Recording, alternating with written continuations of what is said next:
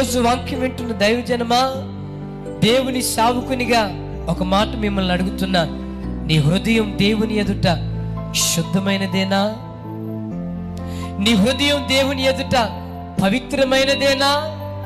దేవుడు నీ హృదయాన్ని చూసినప్పుడు దావీదు వలె ఏ దురాలోచన దేవునికి కానరాకుండా పవిత్రమైన వాడిగానే బ్రతుకుతున్నావు. ఆలోచించు. నీ హృదయం ఎలాగుంది, నీ అంతరంగం ఎలాగుందో ఆలోచించు. మనిషి అట్లాంటి వాడు తెలుసా?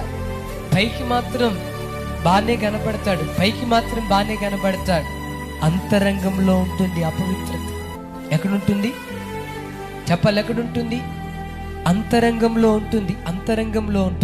ఒకసారి చూడండి అన్నా, దావీదు దగ్గరికి దేవుడు రాత్రి వచ్చినట్లుగా నా దగ్గర కూడా వచ్చి దేవుడు నన్ను పరిశీలిస్తే, దావీదును పరిశీలించినట్లుగా దేవుడు నన్ను పరిశీలిస్తే, దావీదును పరిశోధించినట్లుగా దేవుడు నన్ను పరిశోధిస్తే, నాలో కూడా ఏ దురాలోచన దేవునికి కానరాదన్న.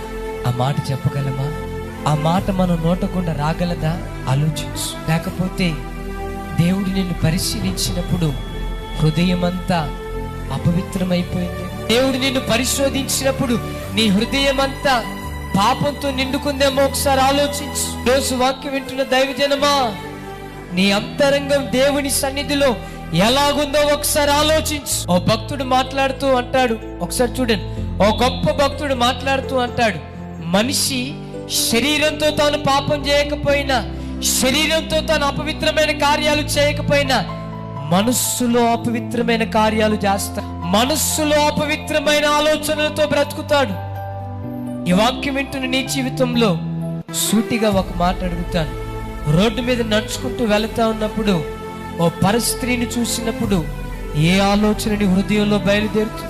ఒక అమ్మాయిని చూసినప్పుడు ఏ ఆలోచన నీ హృదయంలో బయలుదేరుతుంది? ఈరోజు వాక్యం వింటున్న దైవజనమా, ఒక వ్యక్తిని చూసినప్పుడు నీలో ఏ ఆలోచన కలుగుతుంది? ఒక పురుషుని చూసినప్పుడు నీ అంతరంగంలో ఏ ఆలోచన కలుగుతుంది? ఏ వ్యక్తిని చూసినా నా హృదయం పవిత్రమైనదేనయ్యా.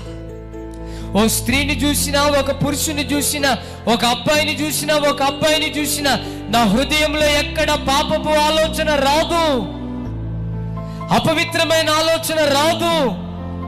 మీలో ఎంతమంది ఆ మాట ధైర్యంగా చెప్పగలరు? చూడండి.